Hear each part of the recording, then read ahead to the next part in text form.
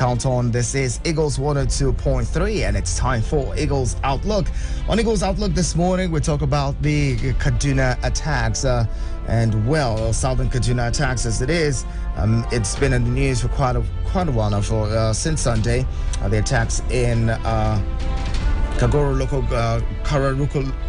government area of Kaduna State. We'll be talking about that with my guest today, who is a person, has spent 162 days in prison on account of a Facebook post that was so critical of the Kaduna State government. He is a journalist as well as human rights activist. He's going to be joining us this morning to discuss the situation in Kaduna. And I hope that you find it really interesting this morning. The conversation continues in a bit, but before we get to the big talk, trending or topical news as usual.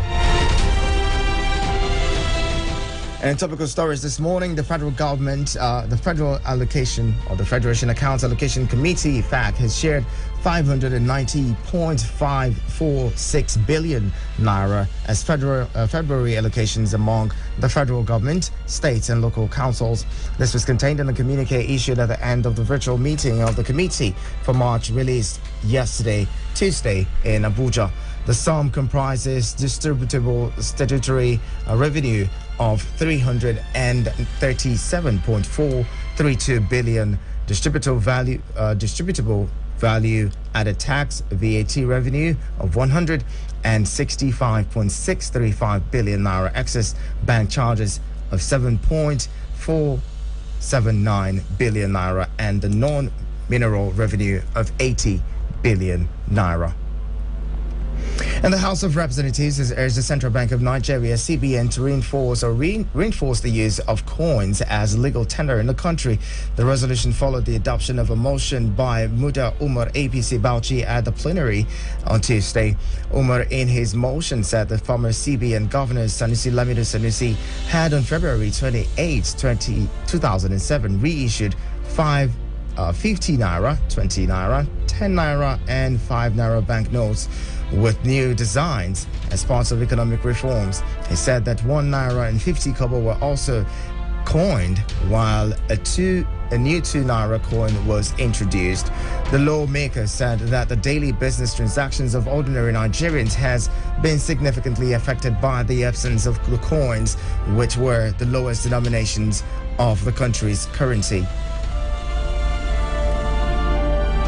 Assistant Inspector General of Police, AIG Zone 9, Umuahia Isaac Akimoyede, Tuesday pleaded with officers of the Ebonyi State Command to ignore the proposed nationwide protest and strike by some police officers to demand better entitlement, urging them to disregard the rumor and focus on their jobs. In a chat with journalists in Abakaliki shortly after a one-day sensitization program organized for police officers in Ebonyi, Akimoyede revealed the preparedness of the IGP Usman Alkali Baba to offset all backlog of salaries owed some officers in the country.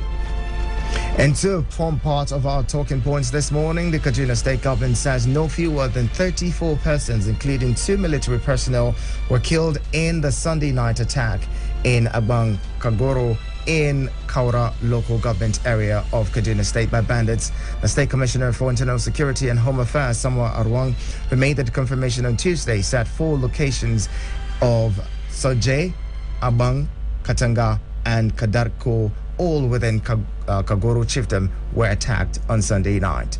The commissioner said over 200 houses and 32 shops were burnt during the attack, while 3 vehicles and 17 motorcycles were vandalized. He added that 7 persons sustained injuries during the attacks and are currently receiving medical attention in an undisclosed hospital. According to him, the 24-hour curfew slammed on Jama and Kaura local government area in the wake of the attack is still in force, adding that the curfew is meant to check for the breakdown of law and order. And like I said earlier, my guest this morning is one who has spent 162 days in prison in 2019 over social media posts which were critical of the Kaduna State government. At the time, he spent 162 days in the Kaduna detention or prison as it is. He is Stephen Kefas, a journalist and human rights activist. He's going to be joining us in a bit. Stay with us on your radio experience. 2.3 Abuja. Eagles Morning Rise. Eagles Morning Rise with Hannah Prince. And this is your radio experience. You can count on 11 minutes ticking out of 9 o'clock. This is Eagles Outlook. And today we'll talk about the Southern Kaduna attacks.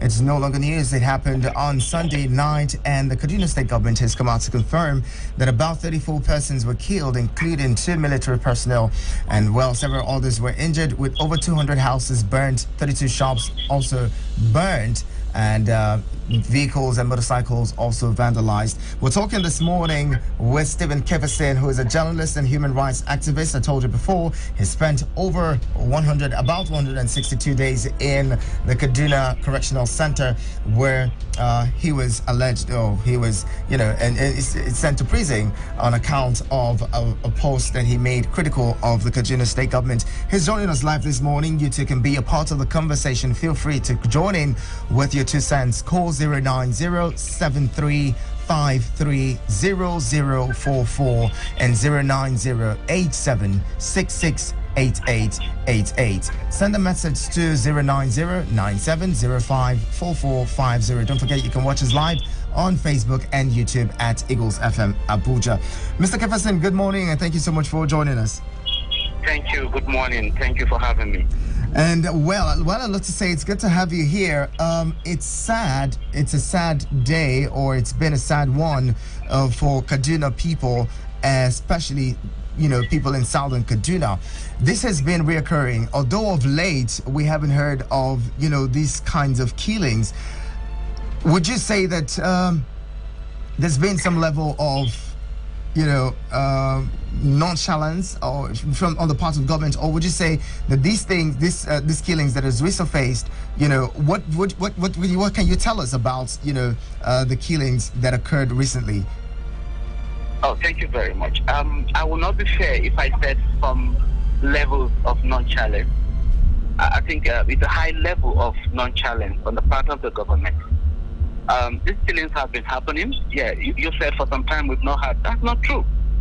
The killings have been going on consistently.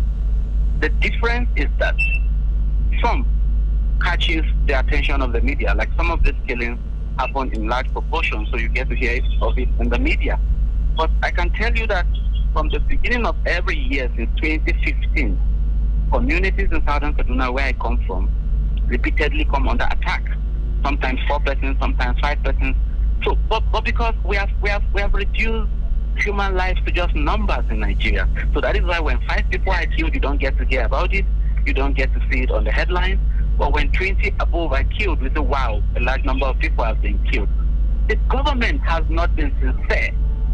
But the primary responsibility of any government anywhere in the world is the protection of lives and property. Now, only the living can drive cars on the roads you are constructing. Only the living can go to hospitals. Only the living can go to good schools. Unfortunately, in Kaduna, we have a government that has given more priority to so-called infrastructural development. Even though it's sectional, but I don't want to talk about that because that is not why we are here this morning. Abandoning their primary responsibility, which is protection of life and property. And you don't get to see sympathy. You don't get to see sympathy. The only thing you get from the government is strong condemnation. Condemnation do not stop killing. Drastic measures need to be put in place. When you say drastic measures, what kind of drastic measures are you looking at? Because, like you mentioned, infrastructure, the Kaduna State government has placed, priority on infrastructure, which is what the people said they wanted at the time. People said, we're bringing El-Rufai in as governor of Kaduna State to turn around, Kaduna State and improve infrastructure just like he did in the FCT. So now that all of this is happening, what kind of actions would you want to see government take? Okay. Let me take you down memory lane. In 2015, during his campaign in Kafanchan, the then El-Rufai then stated, and I quote, that if I am elected governor, nobody is going to kill anybody in Kaduna State and go scot-free. Now, his main campaign issues then were security, because this insecurity started about that time, and the then government of the PDP, we believe we are not doing enough to handle it. So his campaign issues were mainly on security, just as at the federal level. So for the people of Southern Kaduna, what we wanted or what we thought we were going to get is a government that will protect our lives and property, not a government that will give us infrastructure. We have to be alive to enjoy those infrastructures, like I said earlier. That was this campaign promises. But then, and let me tell you something, before Sunday's attack, on Thursday, the signs, the red flags that there's going to be an attack were there. I tweeted about it and I wrote about it on my Facebook wall, because in the same community, there were heavy gunfire. Right. The people raised alarm. What is a responsible government supposed to do? These signs are there. Deploy all the security. Make sure those areas are secured. They did nothing until when the main attack finally happened on Sunday. So the government is always reacting. In saner times, in nations that really want to protect the life and property of their people, they put in proactive measures against this thing. So that is why I believe that the government is not doing enough, and that the government has been telling a lot of lies to the public about this insecurity in Southern Kaduna. Now, we talk about, let's talk about the early detection and prevention signs. Like you mentioned, you said there were signs that this was going to happen earlier, even before it happened. What did Nigerians, what did the people do, to alert government and security operatives? Was there a way to alert, security operatives to be around? And what was the response they got in, if there was any such alert? Okay, let me tell you something. The government has what it takes to nip these things on the board. They have the capacity, they have the resources, they have the forces to stop this thing. Now, eyewitnesses of some victims that survived this last Sunday attack said they'll reach out to the military. I was not there, but they said the military said it's not been authorized to engage the terrorists. And that is not the first time, so I won't say they are lying. It has happened before. There was a time when the Adara people of Kajuru local government area were the target. I remember on several occasions, the president of the Adara Development Association will make calls. I remember the former Sokapo president repeatedly called the government house when some of these attacks were happening. There were no response. So what are we talking about? So it's either the security and the government are complicit. Of course, it's obvious. Because you can't tell me that your own people, the people you swore oaths to protect, are under attack, or they raise alarm that, hey, we saw terrorists around this area. And you sat down in the government house or in Abuja and did nothing.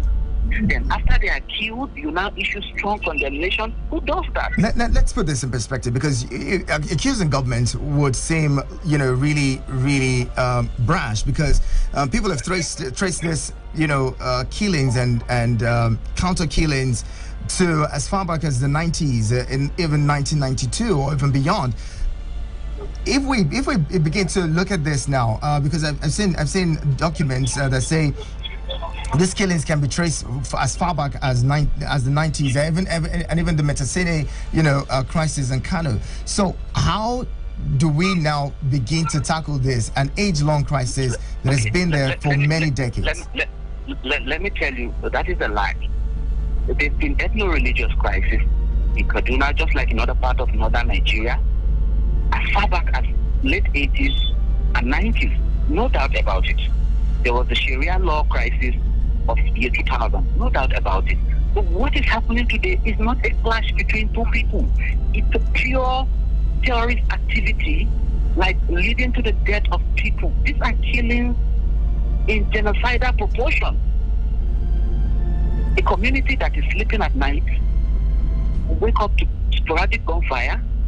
People get killed. Houses get bombed. I said bombed because they don't use petrol and matches to burn the houses. They use explosives. Then you call it clashes. Who does that? And when you ask the government, okay, show us the other side. If Southern Kaduna people have 99% being the victims. If you say it's a clash, do you mean the Southern Kaduna people are they so stupid that every time they come and get killed, show us the other victims from the other side? They cannot show you, sir. So it's a terrorist activity. But the government wants me and you to believe that it has a long history. No. It's a conquest, it's an occupation, and that is why over 100 communities in Southern Kaduna today have been displaced by this terrorists. Some have been occupied as we speak. So what do you call that? So it's not a clash. Yes, there's been history of ethno-religious crisis, but what is happening today is different. And these waves of attack started around 2011 after the post-election crisis. So it's different from what we've had in the 90s and in the late 80s. It's totally different. Now, speaking of when this crisis started, you mentioned, according to you, it started around 2011. At that time, the Malam Nasir El-Rufai administration wasn't on board. It was at the time we had a Southern Kaduna governor, right? Beautiful. And if this crisis started at that time, where do you attribute this? Before you respond, okay, let's bring in a caller. Hello, good morning. Good morning, Christiana. Good morning. Good morning, our guests. Good morning, our guests over there. And then you see what my guest is saying is true. I was born in Kaduna. I was born and brought up in Kaduna. The indigenous ones, my issue is the indigenous ones supposed to speak out. These ones are foreigners. Most of them are foreigners. And this is a long-time planned deal, which we just have to use diplomatic approach, for now. But I know by the grace of God, very soon everything will be. You see, my problem is from the indigenous ones. I used to go to Ruga during the Salah time. We play, we celebrate together. We run things together. I go there for Sunnah, Salah, and they come to us during the Christmas period. We are together up to today, up to tomorrow, my brother. My issue is, why can't they just call the ones that came in? That is the problem we have. I'm from Abia State, but I was born and brought up in Kaduna. The southern people of Kaduna are peaceful people. I love them so very well. I used to go, I know most of the places there. So what I'm trying to say is that let's forget about religion and ethnic group, ethnic and any other thing, and come together and make this country a peaceful place. All right. So thank you and God bless. Thank you, UD. Now, Jefferson, we'll be talking more in a bit. Just keep it with us. All right, but just before we take this pause, yes, I was saying, where do you attribute, the violence that started in 2011 if the Malam Nasir El-Rufai administration wasn't in place at the time? How do we begin to talk about this, seeing that you mentioned that it started in 2011? Beautiful. Let me tell you the difference. The difference is in the handling of the insecurity. When Yakowa was governor, and we have to look at the frequency, right? From 2011 to 2013, I can count how many attacks we had. But this year alone, I cannot count it. The frequency, I don't know the percentage. Maybe so. What do you think? What do you think that the Yakowa administration did that the Nasir El-Rufai administration isn't doing? Let me explain. The government then, under the PDP, I think they were a bit sincere in handling this crisis, and they never took side. Maybe they did secretly, but publicly they never took side. But the Nasir El-Rufai administration has repeatedly, publicly taken side with the terrorists. Hold that thought. Let's bring in a caller. Hello, good morning. Hello, good morning. Good morning. Thank you so much for joining us. What's your name? Hi, Swak. Work is good. Hello? What's your name? We can hear you. My name is Idris. Idris, I'm glad you're here. Yes. Go ahead, let's hear you. Yeah. Hello, you see, the Southern Kaduna crisis does not start even in 2011. It started in 1986 in Zangon, Qatar. And you see, I want us to understand one thing. If we are analyzing this kind of a thing, we should not be, sentimental. We should not be emotional. We should say the truth. I am happy with the question you're asking, since he said it started in 2011 and El-Rufai was not there. How come they did not end the crisis? So if we are discussing about this thing, we should not be, if you want this thing to clear and talk about once and for all, let us not be sentimental, please. Let us say the thing the way they are. Thank you very much. It started in 1986. 1986. Was there a model of in Nigeria before 1986? Thank you again. Thank you so much for calling, Idris. The conversation continues. Kefasin, before we continue, we'll take a pause and the conversation will continue. By the way, speaking of the Kaduna State government and well, when you say the take sides, we have heard the Kaduna State Governor Malam Nasir Arifai on several accounts come out to say, look, they do not side with terrorists. They do not even believe in negotiating with terrorists. They would rather have them, annihilated than even sit on the table to discuss with them. Well, the conversation continues at that point. We'll continue at that point in a bit. Stay with us. This is your radio experience you can count on. To show, guys, listen, literally is exciting in the morning. It's crazy. Like, come and see, come and see. I'm so happy to be here and listening to you, Oli J. the 102.3 Extra Show, guys. Everything is alliteration situation. And if you like to have fun, you do vibes on vibes. E for energy, baby. You need to stay connected and join me on the 102.3 Extra Show. If you do not like vibes, get out.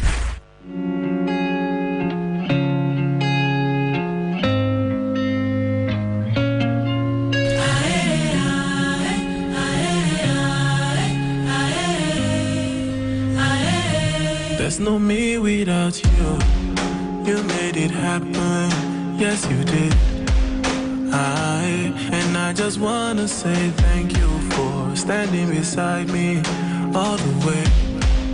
I just want to say a shit.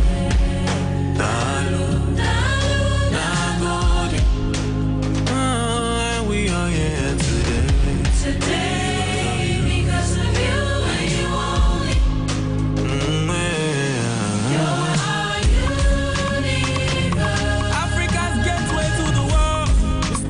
Access, more than banking. Eagles Morning Rise. Eagles Morning Rise with Show Prince.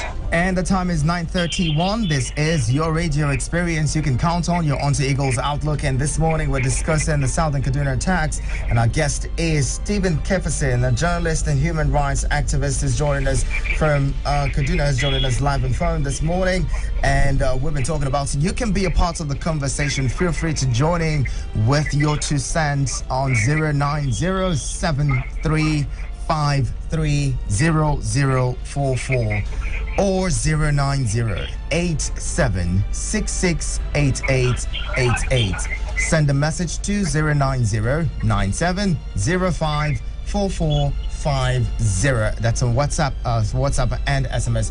You can also watch us live on YouTube and Facebook. Be a part of the conversation. Drop your contributions there, and we will take them. Hello, good morning. Good morning. Good morning. Thank you for joining us. What's your name? My name is Lucky. Your name is? Say your name again. Hello. Yes, your name is what? All right. I really want. I find this interesting. I didn't get your name. I'm sorry. What's your name? My name is Lucky. Oh, Lucky. Good to have you. Go ahead. Let's hear you, please. Yes. Can you hear me? Yes, we can hear you loud and clear. This topic is of interest because a lot of life in Southern Kaduna has become something of concern to any human being. Let's get something into perspective. The killing, yes, clashes in Southern Kaduna did not start today, but we have to get the perspective right. What we've been having in the 80s, as often by the last caller, isn't what we are having today.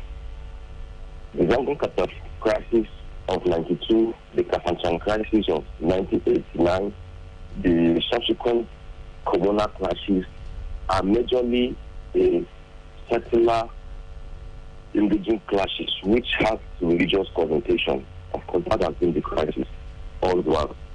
But in the turn of the millennium, let's say starting from 2013, what we've been having is a different ball game.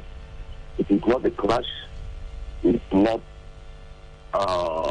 It's not a clash. It's not a two-way fight.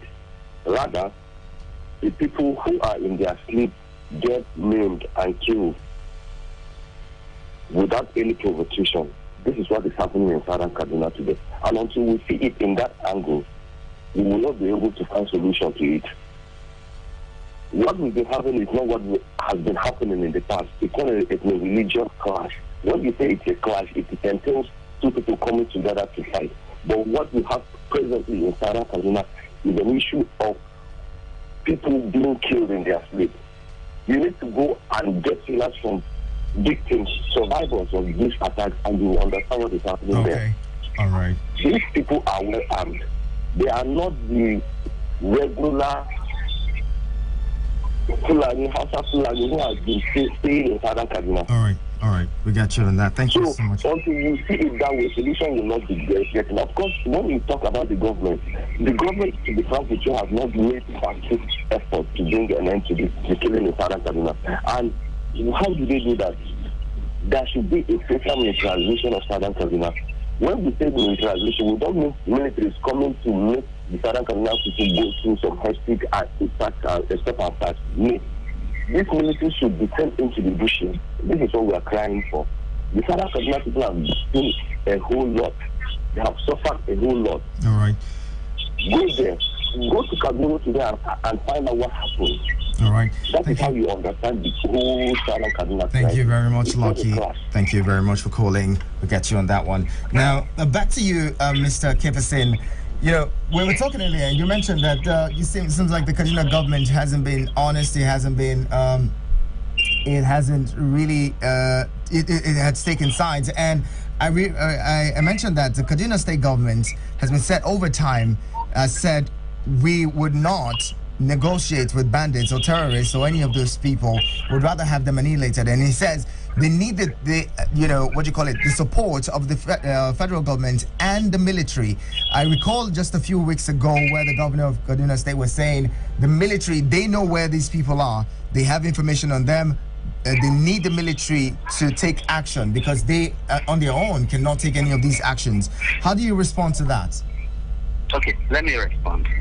In 2016, sir, from 2016, when the current government came on board, Nasiru El-Rufai led us northwestern governors to form a coalition of a military joint task force. Guess what? Against cattle rustlers in Benin Warriors and other parts of the northwest. Cattle rustlers. So what we are saying is, if you could do this, if you could get other governors to come together and launch a military operation against cattle rustlers, why can't you do the same for human being killers? You get. Now, in 2016, December to be precise, he confessed to the world that he had identified the people carrying out these killings in Southern Kaduna to some African countries and offered them monetary compensation to stop the killing. He didn't tell us how much was paid to these international terrorists, but what we know is that after his confession, the killings intensified. Wasn't that in a bid to solve the problem? We've also seen other state governors that have had conversations with bandits, as a way to pacify them and ensure that we had the amnesty program in the South region, and a lot of people have commended that move. Beautiful. Let's get it here. Now, after he said he has paid them money, what happened? The killings intensified. Like the frequency, the casualty, everything changed. So I am of the opinion that these killers took the money to acquire more arms. Until recently, when I say recently, that is last year, that is when the music changed. That is when the governor started saying that, hey, these people, they need to be eliminated. But all these are rhetoric. Let's see the elimination.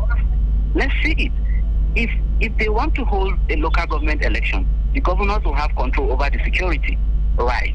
They use the security to harass people and rig elections.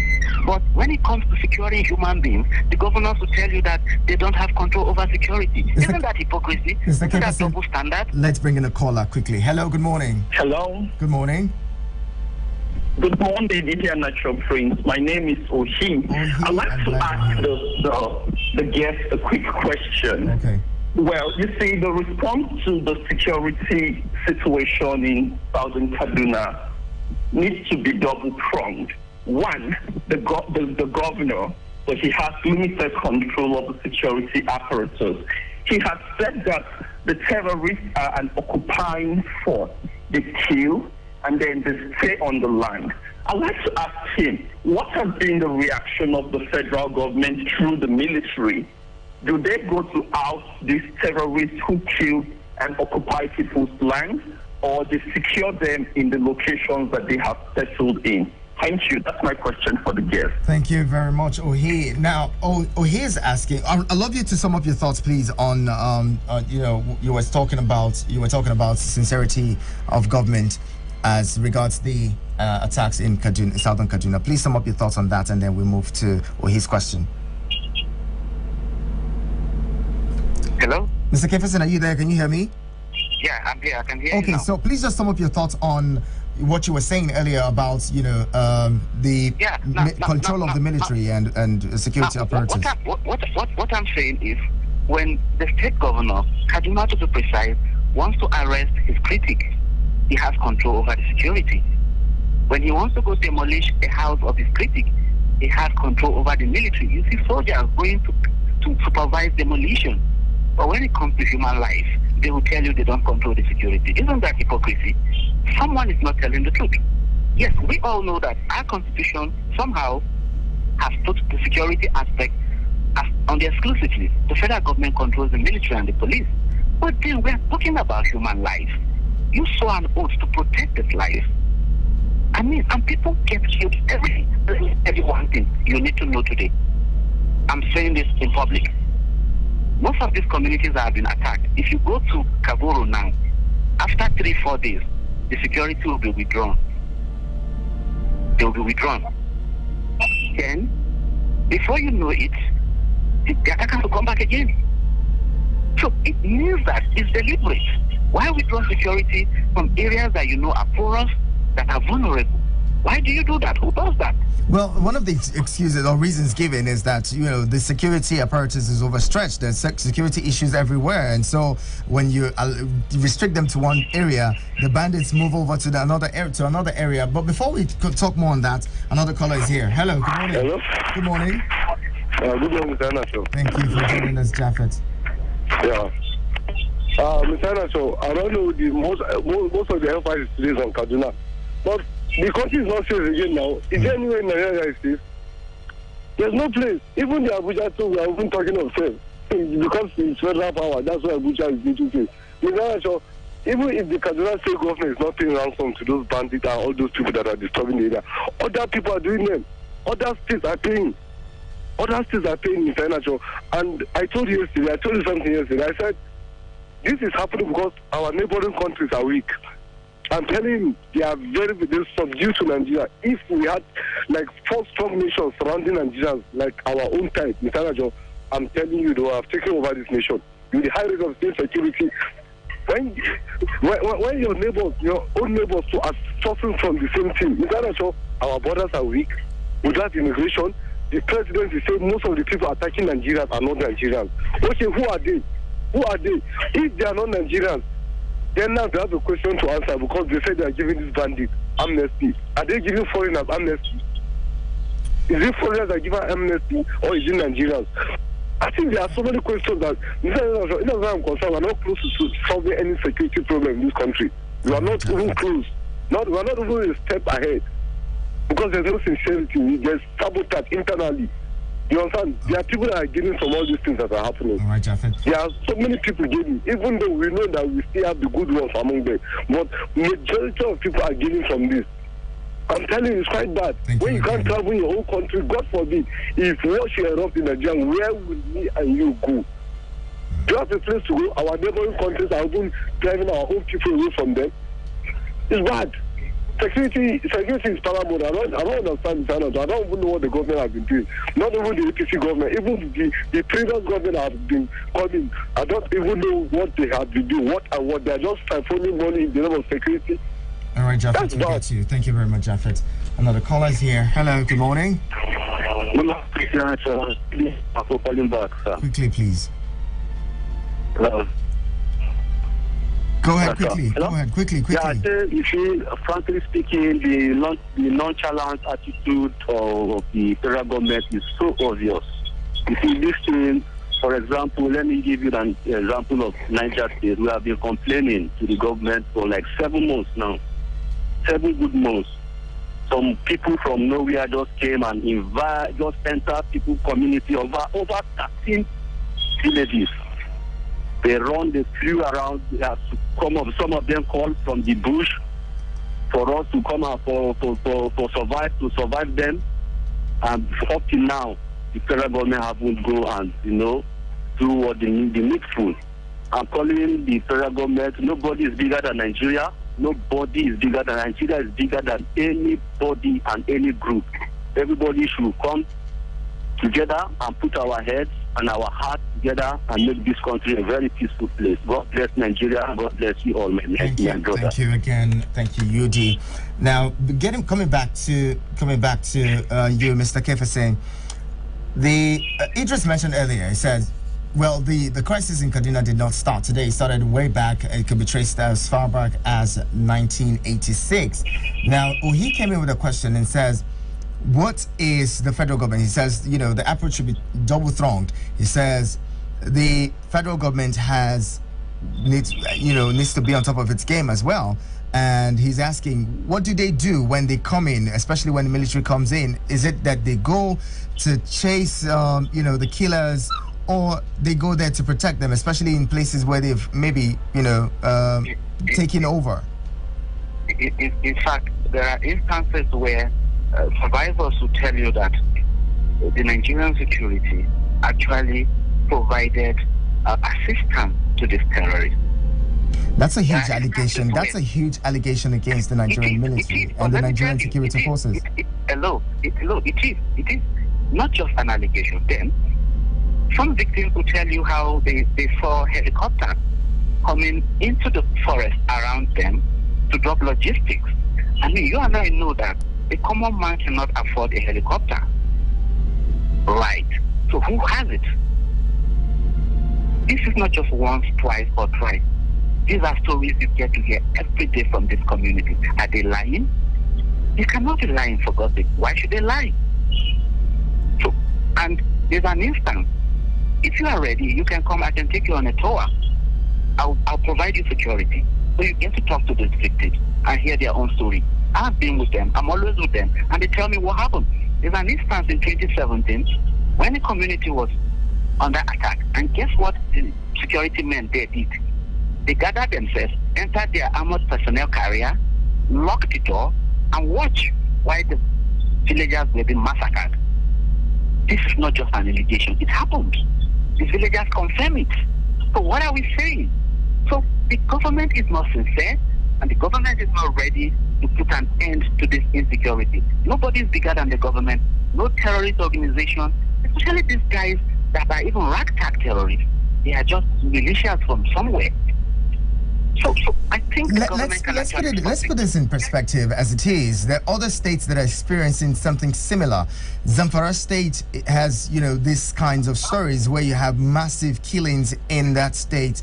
Hundreds of people being killed in one day. Niger State is there, and Kaduna State is also one of those states in the northwest. Katsina is also experiencing, these kinds of killings. If we're looking at the situation holistically, what do you think the problem is? Because, I mean, in this case, it's not just Kaduna State alone. Okay, let me ask you a question. Why is it that nobody has ever linked the killings in Zamfara, Katsina, Sokoto, and Niger to any communal or ethnic clashes that happened in the 90s or in the 80s? Have you asked yourself why? They will tell you they are attacks. But when it happens in Southern Kaduna, they will try to want to link it to what happened in the 90s. That's the difference. The governors over there, maybe they are sincere, maybe they've come to terms with the reality of what is happening to their people and they are looking for solutions. But the one we have in Kaduna is living in self-denial. They tell you it's communal clashes, they tell you it's banditry, they tell you they are unknown assailant. They keep giving them nomenclatures, but these people are known. If I could be tracked down to Port Harcourt and abducted by the security agent, why can't they track down terrorists that are within Kaduna? It means something is fishy. That's my opinion, but that is what it is. All right. As it is, before we close, just tell us a bit about the situation with your arrest and for those who may have not followed the story, what's the situation is. Were you discharged, and how did the case end at the end of the day? Because some people don't know the full story. I don't know. I know I made bail, and since then I've been a free man. I don't know what happened. Just like that, I can't really tell what happened.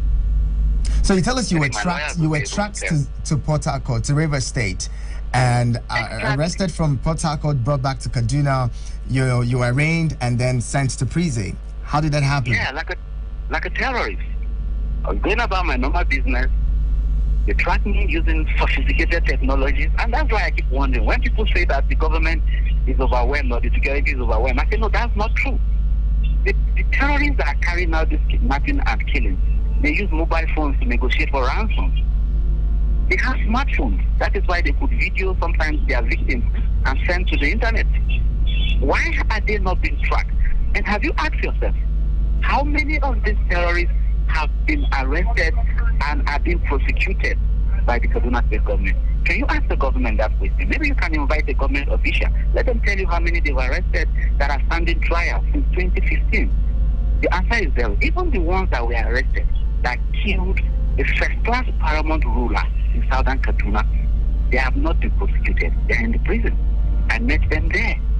What are they doing there? Are they not supposed to be prosecuted and sentenced? So, the facts are there, this information are there in the public, and you guys as journalists, you also have to dig deeper. You know why certain persons were arrested and they were not prosecuted. They were not convicted. So that is why I believe that the government is not sincere, and security agents are complicit. Like T.Y. Danjuma said in 2018, he said they collude. If a general could say so, you should not blame Stephen Kefa for reiterating what the general has said. Stephen Keferson, journalist and human rights activist, thank you so much for talking with us this morning. Really appreciate your time. Thank you. Bye-bye. And this is where we drop the anchors on the program today. Thank you to everyone who has called in and contributed to the conversation. Thank you to UD. Thank you, Idris. Thank you as well. Going to Loki, Ohi, and Japheth, to appreciate your contribution to the conversation this morning. And well, guess what? Today on 123 Extra, your princess. My name is Natural Prince. Guess what? You hear that voice? Good morning. Good morning, Nanette. How are you? I'm good. I'm good. I like the bright face. Your face is shiny. Maybe it's because of the. I was going to say my top. All right. Yeah. Oh, okay. The colors. So. Nice. Good to see you this morning. How are you doing? Same here. Yes, 123 Extra. So I'm sitting in for Olije this morning. Today is Wednesday, way back Wednesday, and of course we're going to talk about trendy stitches today, play way back songs. It's going to be really interesting today. We love the playback music. We love it right here on your radio experience. You can count on people. It's my time to move away and make way for Nene on 123 Extra. Stay here, and my name is Ihia Natural Prince. You can follow yours truly at Ihia Natural Prince on social media, on all platforms. You can also follow at Eagles FM Abuja on all social media platforms. Don't forget to watch us live on YouTube and Facebook. Thank you to Funshaw for putting us on the screens. We appreciate you, and thank you so much for being there. And to everybody who was part of production, down to the security, we appreciate you. Thank you so much for the work that you do. Stay here. This is your radio experience. You can count